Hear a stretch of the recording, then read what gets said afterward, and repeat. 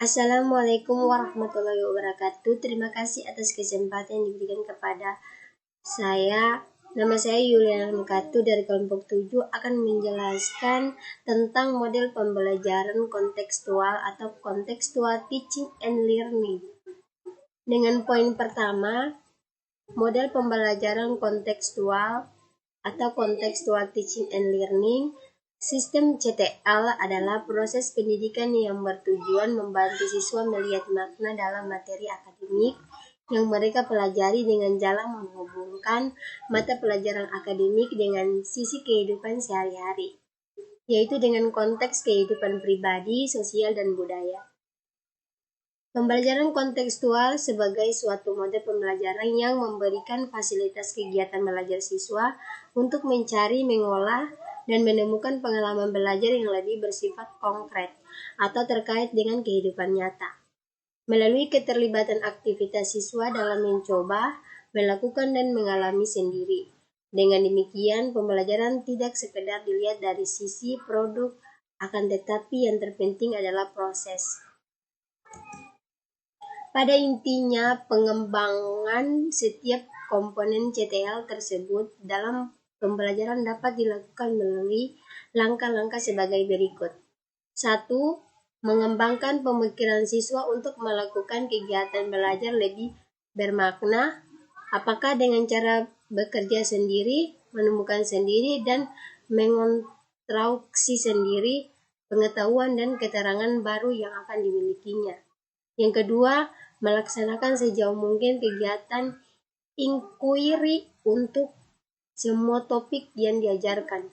Dan yang ketiga, mengembangkan sifat ingin tahu siswa melalui memunculkan pertanyaan-pertanyaan. Yang keempat, menciptakan masyarakat belajar seperti melalui kegiatan kelompok, berdiskusi, tanya jawab, dan lain sebagainya. Yang kelima, menghadirkan model sebagai contoh pembelajaran bisa melalui ilustrasi, model, bahkan media yang sebenarnya. Yang keenam, membiasakan anak untuk melakukan refleksi dari setiap kegiatan pembelajaran yang dilakukan. Yang ketujuh, melakukan penilaian secara objektif, yaitu menilai kemampuan yang sebenarnya pada setiap siswa. Di sini ada prinsip pembelajaran kontekstual. Ada 7 prinsip. Yang pertama, konstruktivisme. Yang kedua, menemukan, bertanya, pemodelan, refleksi, penilaian sebenarnya. Kelebihan dan kekurangan penerapan pendekatan CTL. Peserta didik serta kebermaknaan setiap materi yang disampaikan. Adapun kelebihan dari pendekatan contextual teaching and learning adalah yang pertama, dapat mempertebal rasa tanggung jawab karena hasil-hasil yang dikerjakan dipertanggungjawabkan di hadapan guru. Dan yang kedua, memupuk peserta didik agar mereka dapat mandiri tanpa mengharapkan bantuan orang lain.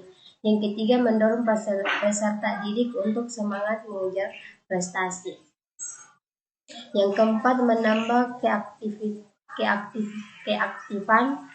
dan kecakapan. Yang kelima, peserta didik mengetahui secara nyata penerapannya dalam kehidupan sehari-hari.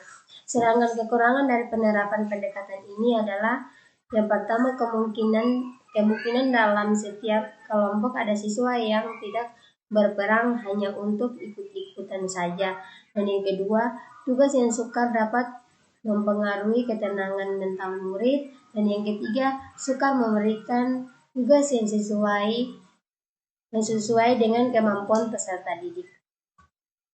Cara untuk mengantisipasi kekurangan antara lain dengan yang pertama, setiap peserta didik harus mencari jawaban secara mandiri. Kemudian hasil pencariannya didiskusikan dengan kelompoknya. Hasil pencariannya individu dan kelompok dikumpulkan sebagai bukti. Dan yang kedua, pendidikan memberikan pertanyaan atau melakukan tanya jawab kepada peserta didik. Dan yang ketiga, guru memantau jalannya diskusi sambil memberikan solusi